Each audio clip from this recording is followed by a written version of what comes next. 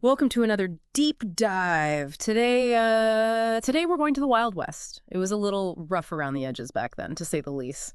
And we're digging into a case that's both fascinating and chilling, the Kelly family murders.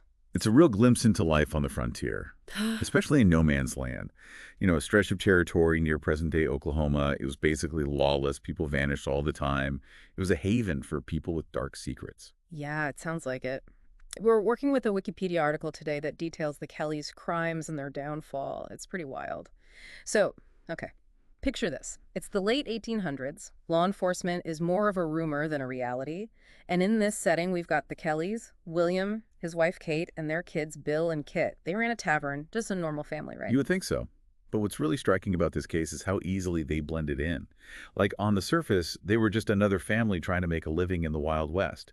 It's a reminder that evil can hide in plain sight. Oh, absolutely. They had migrated from Pennsylvania back in 1869, moved around a bit before settling in no man's land. Nobody would guess they were hiding a dark secret. But then things start to get a little suspicious. Over several months, travelers passing through the area just disappear. Whew. Gone. Yeah, and you have to think about communication back then. No phones or internet or anything like that.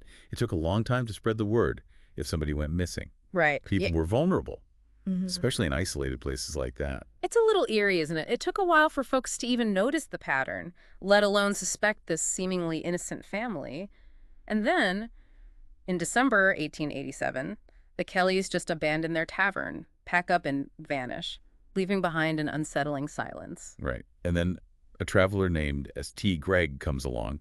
He'd been to their tavern before, so he stops by again, probably hoping for a meal or a drink. Yeah, I can just picture that. Pulling up expecting a warm welcome.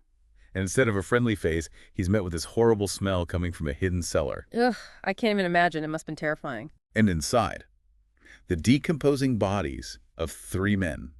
Three men who had just vanished. A chilling discovery, to say the least. But what really gets me is the detail about the trap door under the tavern floor. It's like, this wasn't just a cellar, it was a death trap. Oh, definitely. And Gregg wasted no time telling the authorities, which in those days meant rounding up the closest group of armed men. Right, like a makeshift posse. Exactly. And they uncover something truly horrifying. What was it?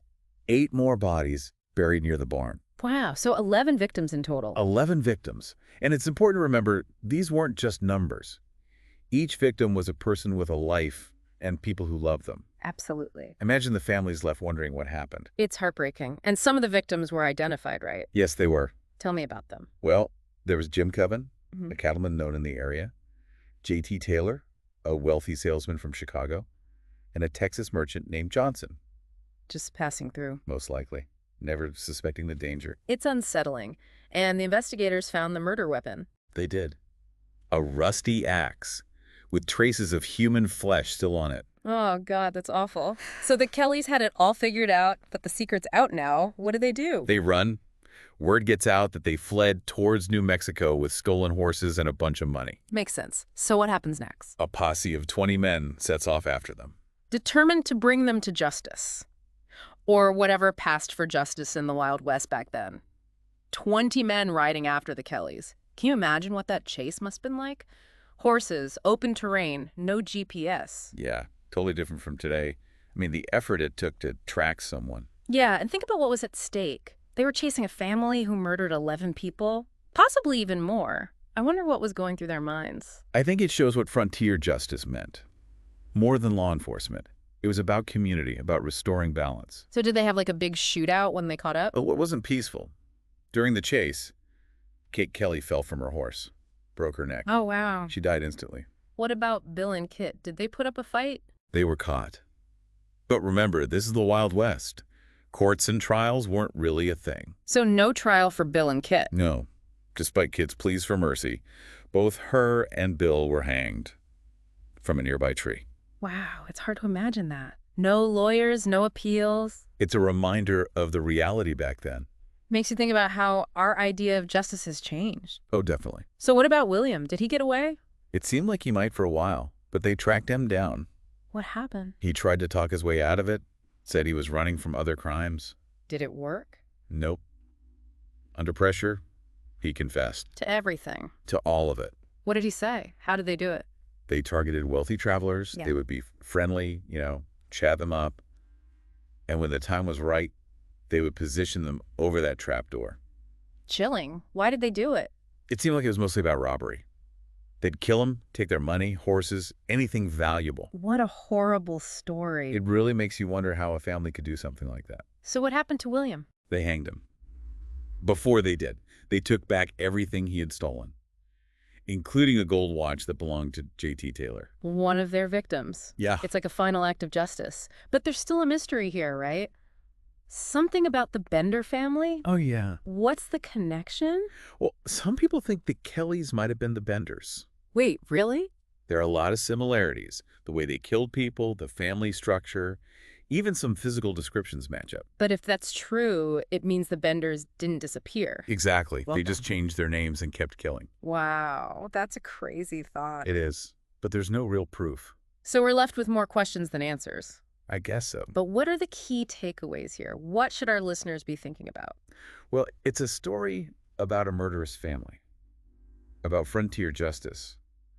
But it also makes you think about good and evil, about the darkness that can be hidden in plain sight, about how complicated justice can be. It definitely makes you appreciate our legal system. But there's Mhm. something about this case that's just unsettling. It's all the unanswered questions. Were they connected to the Benders? Sure. Were there more victims? What turned them into killers?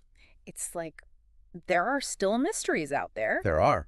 Well, we journeyed to the Wild West, dove into some really dark stuff, explored the idea of frontier justice. Hopefully our listeners have learned something today. Hope so. It's like a totally different world back then, isn't it? Life was cheap. Justice was brutal. It makes you wonder, was what the posse did really justified? I mean, were they heroes? Or were they just as bad as the Kellys? That's a tough question. People have been debating that for years.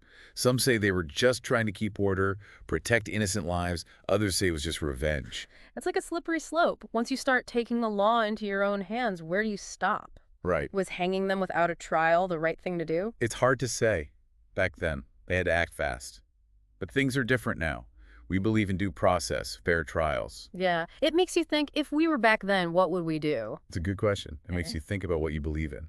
This whole story is captivating, but also really unsettling. I mean, the Kelly family murders. They show us a time of lawlessness and brutality. But it's also a warning. Even when we're trying to do the right thing, we have to be careful not to cross the line. So what have we learned today? Well, we've learned about a really dark chapter in history, but we've also learned about how our idea of justice has evolved. It's a story that makes you think It does. about human nature, About right and wrong. about what justice really means. Exactly. So the next time you think about the Wild West, remember the Kelly family. Remember the darkness that can hide beneath the surface. A good reminder. Well, that's it for our deep dive today. We went back in time, explored a truly disturbing case, and hopefully learned a thing or two along the way. Until next time, keep exploring. And remember, history is full of surprises.